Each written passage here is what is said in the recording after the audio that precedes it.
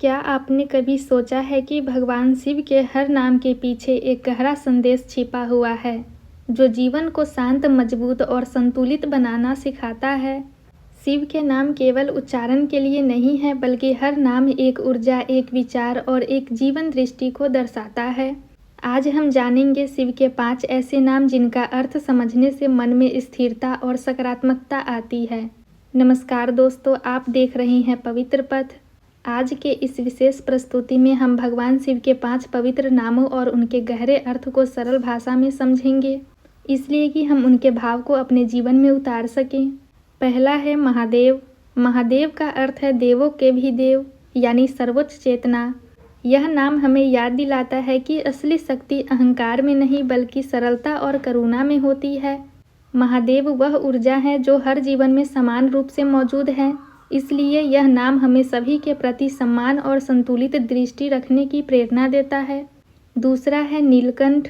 नीलकंठ नाम उस घटना से जुड़ा है जब समुद्र मंथन के दौरान निकले विष को शिव ने अपने कंठ में धारण किया। इसका गहरा अर्थ यह है कि जीवन में आने वाली नकारात्मकता को अपने भीतर रोककर भी संसार को सुरक्षित रखना एक महान गुण है। यह नाम सिखाता है कि कठिन परिस्थितियों में धैर्य और संयम ही असली ताकत बनते हैं। तीसरा है पशुपतिनाथ। पशुपतिनाथ का अर्थ है सभी जीवन के स्वामी। यहाँ पशु का अर्थ केवल जानवर नहीं, बल्कि वह मन भी है जो इच्छाओं में उलझ जाता है।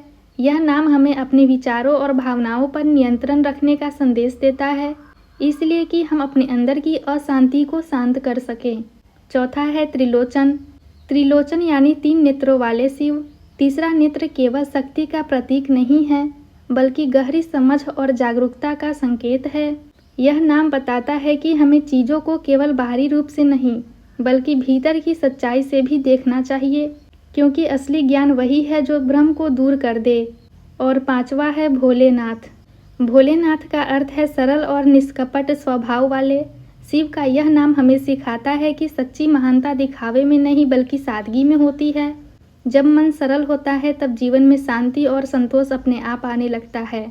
शिव के ये 5 नाम केवल शब्द नहीं हैं, बल्कि जीवन को सही दिशा देने वाले संदेश हैं। जब हम इनके अर्थ को समझते हैं तो हमें धैर्य, सरलता और जागरूकता का महत्व महसूस होता है। अगर आपको यह प्रस्तुति पसंद आए तो जुड़े रहिए पवित्र पथ के साथ, जहाँ ऐसे ही आध्यात्मिक ज्ञान को सरल रूप में आपके सामने लाया जाता है। हर हर महादेव।